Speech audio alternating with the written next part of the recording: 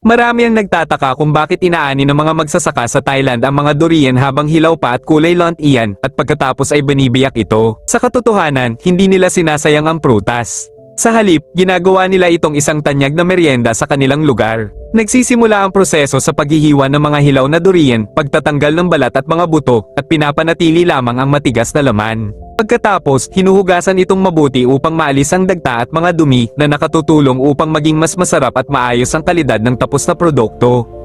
Kasunod nito, pinipiraso ang laman ng durian ng napakanipis gamit ang makina upang maging pantay ang pagkaluto nito sa susunod na hakbang.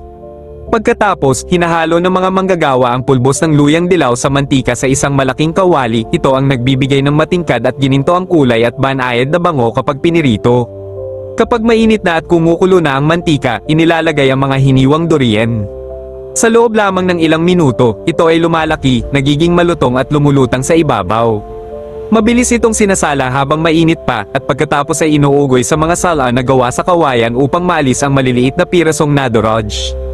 Ang bunga nito ay isang malutong na merienda na may banayad at likas na tamis at matapang na bango ng prutas, isang pagkaing naging napakapopular sa buong Thailand. Susubukan mo rin ba ang meriendang ito kapag nakita mo ito?